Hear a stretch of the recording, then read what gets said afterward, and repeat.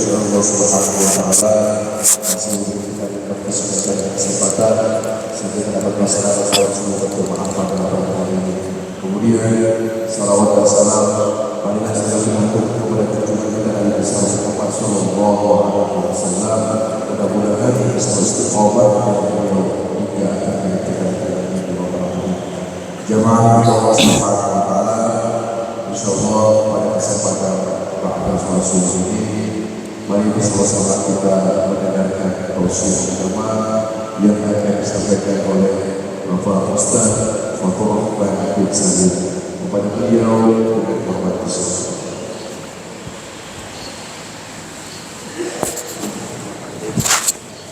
Ini kah? Seluruh raja dulu.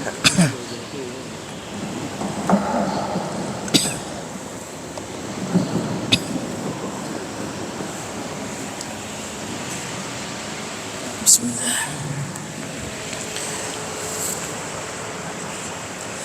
Assalamualaikum warahmatullahi wabarakatuh. Bismillahirrahmanirrahim. Alhamdulillah. Alhamdulillahilladzi bi ni'matihi tatimmu shalihat wa tatanazzalu al-barakatu wal rahmat. ونصلي ونسلم على سيد السادات سيدنا وحبيبنا وشفيعنا محمد بن عبد الله خير البريات وعلى آله وصحبه أئمة القادات ومن تبعهم بإحسان إلى يوم الميقات. سبحانك لا علم لنا إلا ما علمتنا إنك أنت العليم الحكيم. رب اشرح لي صدري ويسر لي أمري واحلل عقدة من لساني يفقه قولي. أما بعد.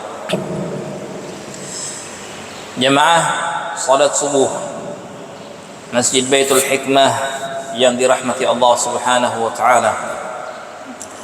Alhamdulillah atas limpahan rahmat dan hidayah daripada Allah.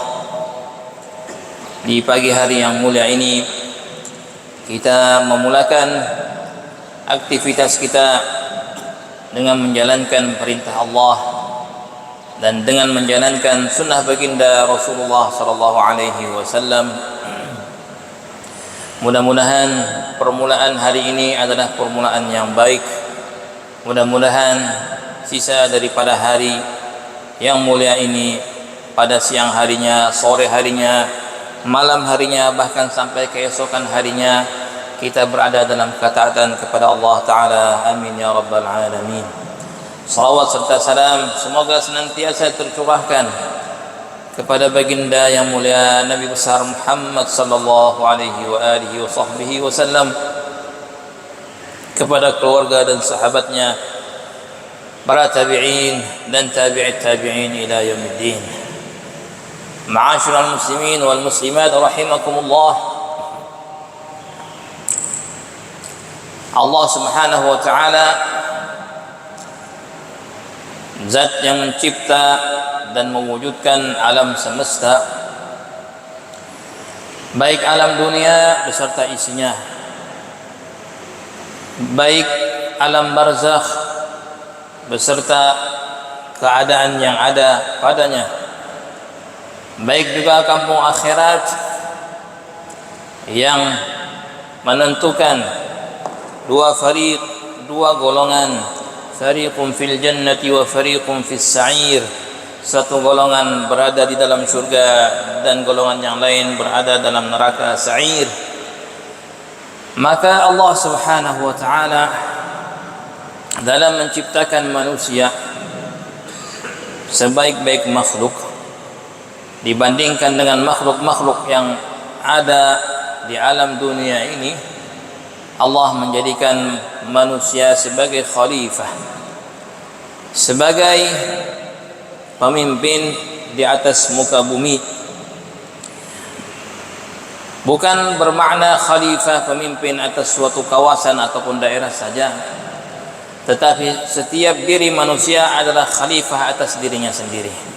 Wa in qala rabbuka lil malaikati inni ja'ilun fil ardi khalifah, tatkala Allah Ta'ala berfirman kepada para malaikatnya, aku akan menjadikan di atas muka bumi ini khalifah. qalu ataj'alu fiha man yufsidu fiha wa yasfiku dima. Maka malaikat pun bertanya, ya Rabb, adakah engkau ingin menciptakan di atas muka bumi itu orang-orang yang yusfikud dima, yang mengalirkan darah, bermakna berperang, saling membunuh satu dengan yang lain, yufsidu fiha, merusak alam dunia tersebut, baik itu keadaan ataupun makhluk yang Allah ciptakan di alam dunia, ataupun merusaknya dengan ketidaktaatan kepada Allah. Maka malaikat bertanya hal yang demikian dikarenakan sebelum manusia menghuni bumi ini, maka di sana ada bangsa jin yang Allah Ta'ala ciptakan di atas muka bumi ini.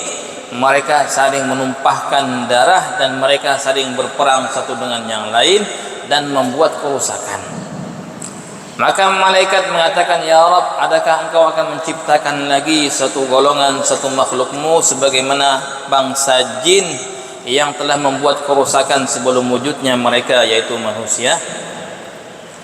Allah Ta'ala berfirman, a'lamu ma la ta'lamu. Aku lebih tahu daripada kalian. Aku lebih mengetahui apakah yang akan terjadi ketika manusia menghuni alam dunia. Ma'asyiral muslimin wal muslimat rahimakumullah, maka semenjak turunnya Nabi Adam alaihi salatu wassalam sebagai khalifah pertama di atas muka bumi Allah,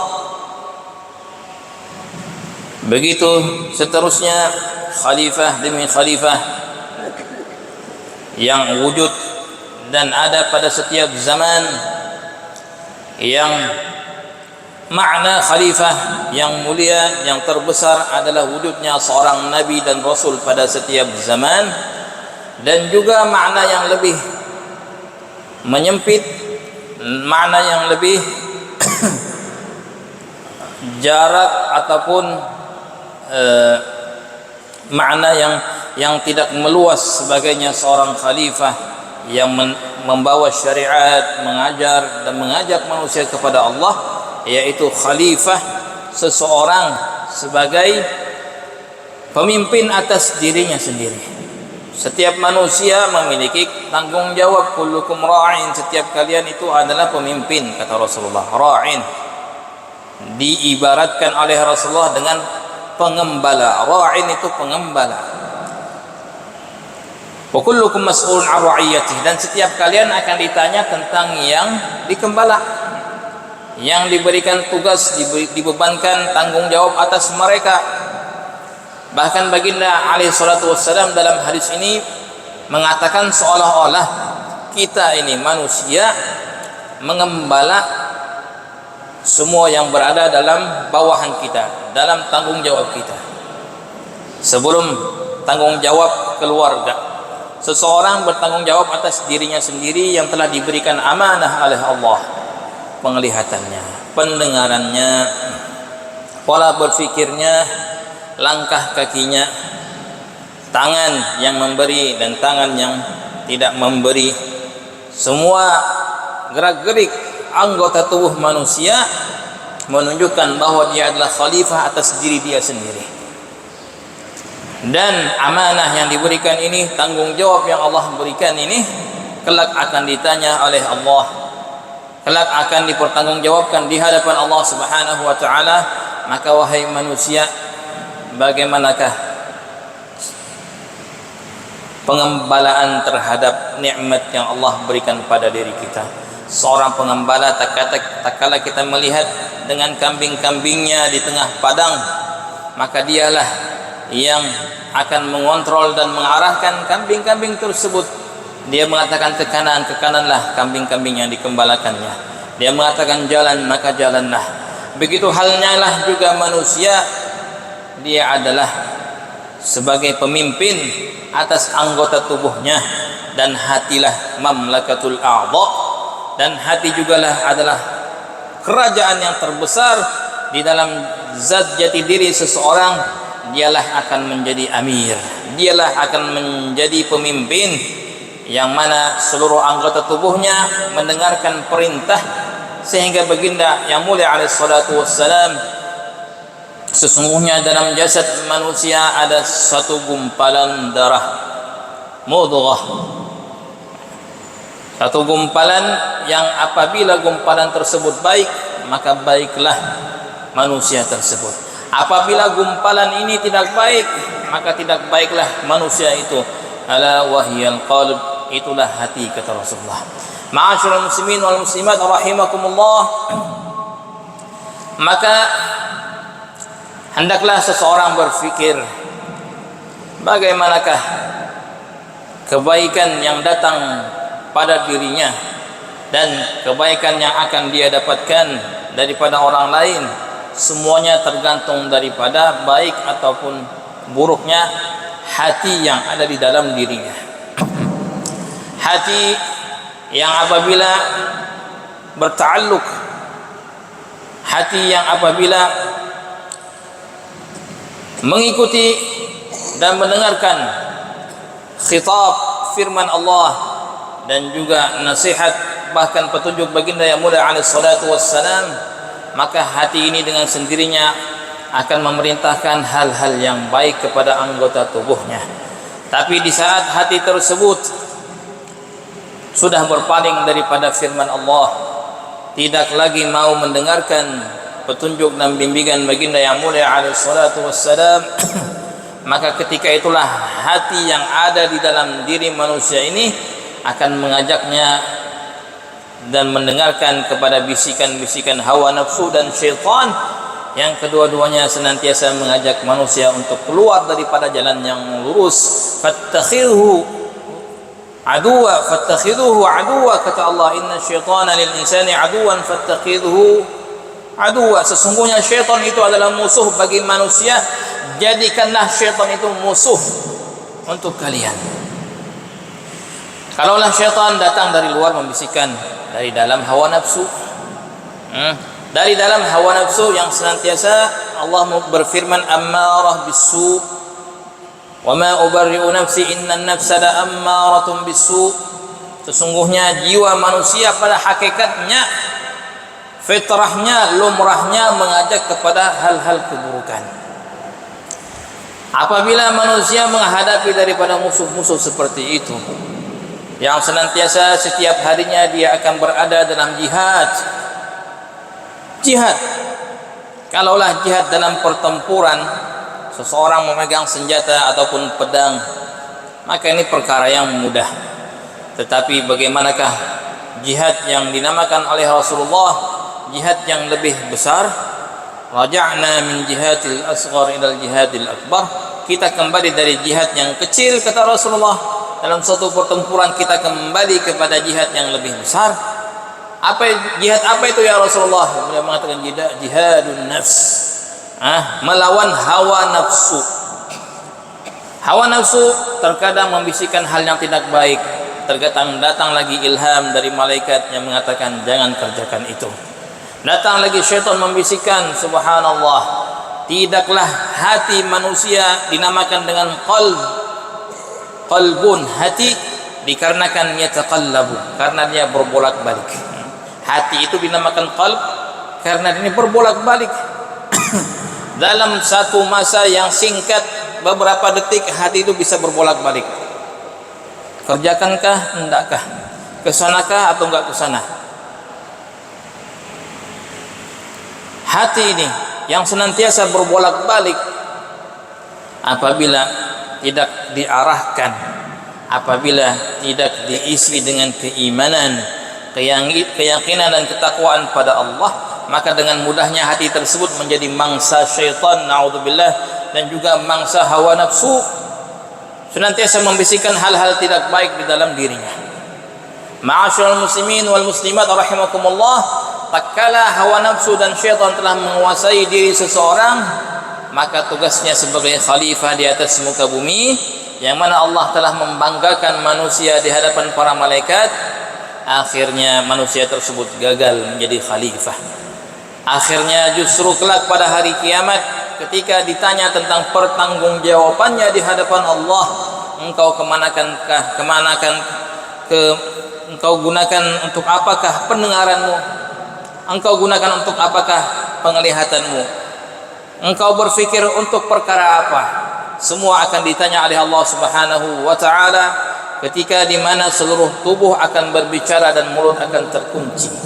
Ma'asyiral muslimin wal muslimat rahimakumullah, maka di dalam dunia ini kita dalam menghambakan diri kita kepada Allah dan menjadi khalifah Allah Subhanahu wa taala di atas muka bumi ini, maka marilah kita membina jiwa kita, membina diri kita menjadi hamba yang murni semata-mata karena Allah. Hamba yang murni semata-mata menjalankan perintah Allah dan meninggalkan larangan Allah. Sesungguhnya sembahan-sembahan yang dahulu kalanya berbentuk patung-patung yang ada di dalam Ka'bah, maka pada akhir zaman patung-patung yang tidak nampak telah banyak orang secara tidak sadar menyembahnya, mengikutinya, dan dia melupakan zat yang telah menciptakannya. Hari ini tak kala seseorang dikatakan janganlah engkau menyembah keduniaanmu, dia akan marah. Saya menyembah Allah, saya tidak menyembah pekerjaan saya tidak menyembah harta saya tidak menyembah mobil saya tidak menyembah rumah saya. Apakah makna ubudiyah? Ubudiyah adalah menghambakan diri, jiwa raga sepenuhnya kita serahkan kepada sesuatu yang kita menganggap kebaikan ada padanya. Bagaimana keadaan seseorang apabila memiliki banyak benda, memiliki banyak harta, memiliki hal-hal keduniaan lainnya, tertumpu kemanakah daripada fikiran dan juga hasrat, bahkan keinginan dalam kehidupannya? Kalaulah tertuju kepada hal-hal yang demikian, seolah-olah dia telah menyembah keduniaan tersebut. Secara tidak sadar dia telah menyerahkan jiwa raganya kepada hal-hal tersebut, sedangkan di sana adalah orang-orang yang telah menyembah Allah Subhanahu wa taala dengan sepenuhnya penyembahan, tidak rela dan tidak ridha sampai keimanan, ketakwaan dan keyakinannya dicuri ataupun diambil oleh syaitan dan hawa nafsu. Sehingganya Islam mengajarkan kepada kita sekalian untuk senantiasa dalam keadaan apapun kita menghadirkan bahwa kita adalah hamba Allah. Bukankah Allah berfirman, "Wa ma khalaqtul jinna wal insa illa liya'budun"? Hamba, kita diciptakan menjadi hamba Allah Ta'ala. Dimanapun kita berada, kita adalah hamba Allah. Kedudukan apa saja yang kita berada padanya, kita hamba Allah. Dalam keadaan sedih, dalam keadaan senang, kita hamba Allah. Dalam keadaan susah, dalam keadaan senang, kita hamba Allah. Tingkatan usia apapun kita hamba Allah. Orang yang merasa dirinya hamba Allah, maka dia akan menunaikan hak sayyid, hak tuannya atas dirinya. Apakah kehendak Allah pada diriku pada saat ini? Apakah kehendak Allah Ta'ala ketika aku gembira dan ketika aku bersedih? Apakah kehendak tuanku tak kala aku sudah berusia seperti ini, tak kala aku masih berusia seperti ini? Semua telah diatur dalam Islam. Hanya saja kita bagaimanakah bermuamalah dengan Allah Subhanahu wa taala. Kalaulah seseorang bermuamalah dengan Allah Subhanahu wa taala dengan baik, maka niscaya seluruh masalah, seluruh problem, bahkan seluruh urusan yang ada dalam kehidupannya akan diperbaiki oleh Allah. Para salafus saleh mengatakan, "Man aslaha bainahu wa bainallah, aslahallahu bainahu wa bainal khalaiq." Barang siapa yang memperbaiki hubungannya dengan Allah, niscaya Allah akan memperbaiki hubungannya dengan makhluk-makhluk yang lainnya. Tak kala kerusakan ataupun kekurangan tidak ada keharmonisan hubungan seorang hamba dengan tuannya yaitu Allah, maka timbullah di sana permasalahan, timbullah di sana musibah, timbullah di sana bencana dan macam-macam.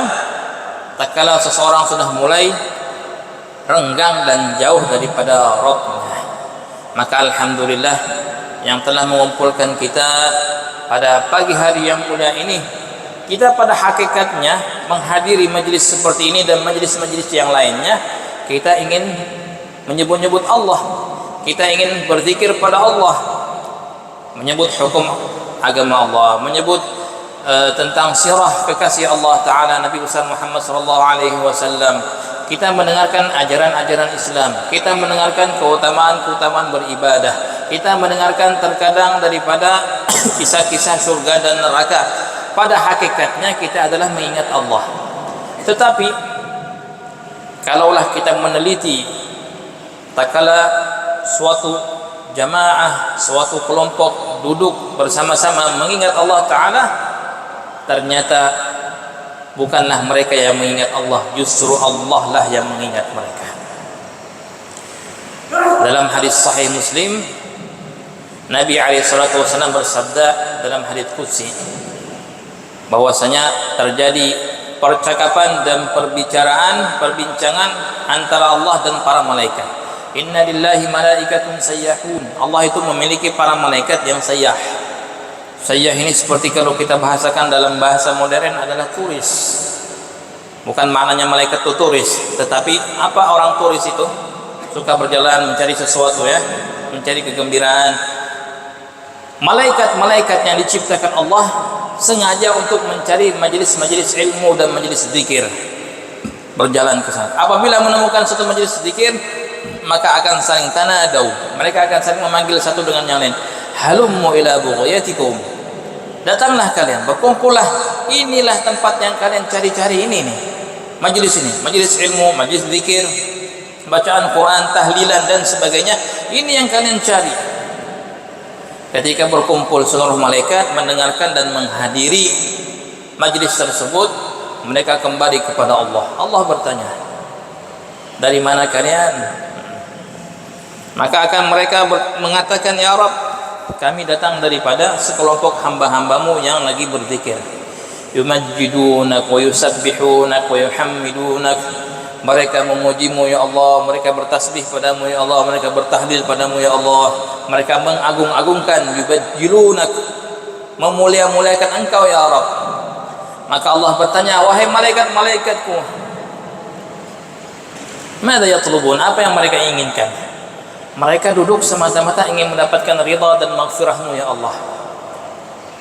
Allah pun mengatakan, apa yang mereka minta? Jannatak, surgamu ya Allah. Hal ra'auha, mereka pernah lihat surga itu? Ma ra'auha, tidak pernah lihat ya Allah. Bagaimana perasaan mereka terhadap surga tersebut? Ya Allah, mereka sangat-sangat menginginkan masuk surga, berharap sekali untuk masuk ke dalam surga ya Allah. Apakah mereka menakuti sesuatu? Betul ya Allah. Apa itu? Naruk, nerakamu ya Allah. Mereka takut. Pernah melihat neraka mereka? Ma ra'auha, mereka tidak pernah sekalipun melihat neraka. Tidak pernah melihat neraka. Bagaimana mereka dengan neraka tersebut? Ketakutan mereka adalah ketakutan yang sangat-sangat takut, seperti seseorang yang lari daripada hal yang ditakutinya. Maka Allah Subhanahu wa taala pun mengatakan, lihat, kita perhatikan perbincangan ini. Kira-kira kita yang mengingat Allah apa Allah yang ingat kita ini? Siapa yang mengingat satu dengan yang lain?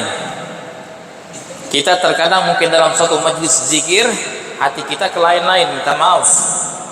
Mungkin lagi bertahlil, la ilaha illallah, la ilaha illallah, tapi pikiran kita kepada yang lain. Ini bahaya. Bahkan Nabi SAW bersabda, sesungguhnya murka Allah lebih dekat kepada orang yang berzikir lisannya, hatinya lalai daripada Allah. Berzikir, hati hadirkan, fahami, resapi, hayati makna la ilaha illallah, hayati makna Allahumma salli ala sayyidina Muhammad. Jangan sampai kita berzikir hati lalai daripada Allah Ta'ala. dipertanyakan. Hadir kita dalam majelis, terkadang kita ingat Allah, terkadang lupa pada Allah. Tapi perbincangan antara Allah dan malaikat-malaikatnya menunjukkan Allah Ta'ala menanyakan dan mengingat bagaimanakah keadaan hambanya yang duduk dalam majelis tersebut. Subhanallah. Bukan itu saja, kita kalau diingat-ingat oleh orang besar, gimana kita? Kau tadi disebut oleh si fulan, raja fulan, sultan fulan. Oh, sebutnya dengan sebut kebaikan. Oh, bilangnya engkau ini orang baik, engkau ini. Oh, bagaimana perasaan kita apabila dipuji-puji oleh orang yang kita agungkan? Keagungan siapapun di atas muka bumi adalah fana, adalah sirna dibandingkan dengan keagungan Allah Ta'ala. Yang memuji kita, yang mengingat kita Allah Subhanahu wa Ta'ala, maka betapa gembiralah seorang hamba tersebut tatkala dia ditanyakan oleh Allah tentang hal ihwalnya dalam majlis. Maka Allah mengatakan kepada malaikat-malaikatnya, wahai malaikat-malaikatku, maka apa yang mereka inginkan surga aku berikan, neraka yang mereka takut daripadanya aku akan jauhkan mereka daripada neraka, dan aku akan mengampunkan mereka dengan berkumpulnya mereka semata-mata untuk berzikir kepadaku. Ternyata majlis-majlis seperti ini adalah majlis maghfirah, majlis ampunan. Seorang malaikat bertanya, ya Rabb, ada satu orang datang mampir ke majlis tersebut tanpa niat apapun juga, hanya mampir saja, lihat orang kumpul-kumpul, duduk juga kumpul-kumpul, tidak faham apa yang dibicarakan, yang penting dia duduk saja. Maka Allah pun mengatakan, wa bihi qad ghafartu humul qaum la yashqa bihim jalisuhum. Aku pun mengampunkan orang yang datang tersebut, mereka lah suatu kaum dan tidak akan sia-sia orang yang akan duduk bersamanya. Orang datang saja ke dalam suatu majlis tanpa niat apapun juga diampunkan oleh Allah. Bagaimanakah orang yang datang dengan niat menuntut ilmu, orang datang dia dengan niat untuk meningkatkan iman dan ketakwaannya? Bagaimanalah keadaan orang yang berniat datang ke majlis ilmu untuk lebih dekat kepada Allah, untuk lebih mengetahui apakah perintah Allah Subhanahu wa taala ke atas dirinya? Maka ma'asyiral muslimin wal muslimat rahimakumullah, majlis apapun yang dibuat ataupun yang ada di mana-mana tempat sekalipun, di masjid, di aula, di rumah, maka hadirlah majlis tersebut. Pada hakikatnya itulah majlis maghfirah. Itu majlis daripada majlis yang mulia, yang dibangga-banggakan Allah, orang yang hadir di dalamnya di hadapan para malaikat. Masya Allah, kita sudah berada pada hujung Rabiul Awal, di mana-mana tempat memperingati daripada Maulidur Rasul sallallahu alaihi wasallam. Maka janganlah sia-siakan peluang tersebut. Janganlah kita berpaling daripada majlis-majlis yang mana di sana ada zikrullah, di mana di sana ada disebutnya tentang Rasulullah sallallahu alaihi wasallam, nabi yang agung, nabi yang mulia. Dengan beliau kita mengenal kita adalah khalifah, dengan beliau kita mengenal kita adalah hamba Allah, dengan wujudnya beliau kita mengenal dan mengetahui apa-apa yang Allah inginkan daripada kita, yang harus kita laksanakan, yang harus kita kerjakan, dan yang harus kita tinggalkan. Semuanya adalah berkat Rasulullah sallallahu alaihi wasallam. Segala amal ibadah yang kita kerjakan yang ada ganjaran dan pahalanya, itu pun juga yang mengkhabarkan siapa? Rasulullah sallallahu alaihi wasallam. Kalau orang pergi ke pasar, Nabi mengajarkan doanya. Baca doa saja masuk pasar, walaupun dia niatnya untuk berbelanja, tapi sambil membaca zikir yang diajarkan oleh baginda yang mulia alaihi salatu wassalam, dia akan mendapatkan ganjaran pahala yang besar. Barang siapa yang memasuki pasar dan berdoa la ilaha illallah wahdahu la syarika lah, lahul mulku wa lahul hamdu yuhyi wa yumiit wa huwa hayyul la yamut bi yadihi alkhair wa huwa ala kulli syai'in qadir, satu kali saja dia bacakan, maka Nabi bersabda akan dihapuskan daripada 1 juta keburukannya dan akan diberikan kepadanya 1 juta kebaikan. Dalam riwayat akan dinaikkan derajatnya di sisi Allah 1 juta derajat. Subhanallah. Padahal masuk pasar aja. Masuk pasar. Pergi ke Jumat, menghadiri Jumat setiap minggunya.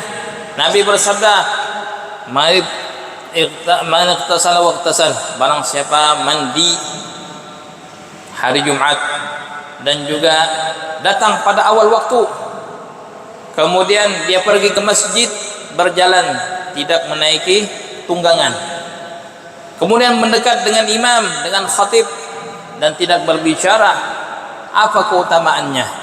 Setiap langkah kakinya menuju Jumat tersebut adalah ibadah 1 tahun, bangun malam dan juga di siang harinya berpuasa. Subhanallah. Setiap langkahnya, berapa meter dia berjalan, berapa langkah yang telah dia lalui, maka sebanyak itulah setiap langkahnya ibadah 1 tahun penuh. Setiap malamnya dia bangun malam dan pada siang harinya dia berpuasa. Para ahli hadis mengatakan, tidaklah ada hadis dalam fadilah dan keutamaan beramal lebih sahih melebihi daripada hadis ketika berjalan menuju salat Jumat dan melakukan apa yang telah diajarkan oleh Rasulullah sallallahu alaihi wasallam. Fadilah, keutamaan, pahala yang seperti ini dari mana kita dapatkan? Dari mana kita tahu? Dari baginda Rasul sallallahu alaihi wasallam. Maka wajib bagi setiap muslim untuk gembira dan juga mahabbah, mencintai baginda yang mulia alaihi salatu wassalam. Dengan beliaulah kita mengenali diri kita, siapakah kita di hadapan Allah Subhanahu wa taala. Beliau adalah muallim, beliau adalah orang yang mengajar, beliau adalah murabbi, orang yang mendidik. Bukankah beliau bersabda dalam hadisnya, bu'ithu muallima, innama bu'ithu muallima, aku diutus oleh Allah sebagai seorang muallim. Sering kita mendengarkan para salafus saleh mengatakan dalam nasihat-nasihat mereka, laula murabbi ma'araftu rabbi. Kalaulah bukan seorang murabbi, seorang mendidik, aku tidak akan kenal kepada Tuhanku. Kalaulah kita merasa berjasa dengan guru yang mengenalkan kita kepada Allah, mengenalkan kita salat, mengenalkan kita mengaji, mengenalkan kita daripada berzikir, mengenalkan kepada kita bersedekah. Siapa yang mengajar ustaz tadi? Oh, ustaznya sampai Rasulullah. Nah, ustaz yang pertama, muallim yang pertama adalah Rasulullah sallallahu alaihi wasallam. Alim ulama mengatakan, setiap ibadah, setiap kebaikan, apapun juga yang mendekatkan seseorang kepada Allah, yang dikerjakan oleh umatnya, semua pahalanya akan kembali kepada Rasulullah sallallahu alaihi wasallam, karena beliau adalah muallimul awal, orang yang pertama yang telah mengajarkan jalan menuju Allah Subhanahu wa taala. Mudah-mudahan di penghujung daripada Rabiul Awal di tahun ini 1444 Hijriah, kecintaan kita ditambahkan oleh Allah kepada baginda Rasul sallallahu alaihi wasallam, dan begitu juga mudah-mudahan Allah Subhanahu wa taala semakin menambahkan hidayah kepada kita sehingga kita semakin taat kepada Allah, semakin mengenali diri kita bahwa kita adalah khalifahnya Allah di atas muka bumi, tidak lupa akan tugasnya, tidak lupa akan beban yang telah diberikan Allah Subhanahu wa taala. Mudah-mudahan Allah Subhanahu wa taala menjadikan kita orang yang mustaqim, orang yang senantiasa kukuh, teguh dan istiqamah dalam ibadah kepada Allah Subhanahu wa taala, dan insyaallah kita akan mendapatkan syafaat baginda Rasul kelak pada hari kiamat. Amin ya rabbal alamin. Itulah daripada mudzakarah kita pada pagi hari yang mulia ini. Mudah-mudahan mendapatkan manfaat kepada diri kita dunia akhirat. Amin ya rabbal alamin. Subhanakallahumma wa bihamdika asyhadu an la ilaha illa anta astaghfiruka wa atubu ilaik. Thumma assalamu alaikum warahmatullahi wabarakatuh.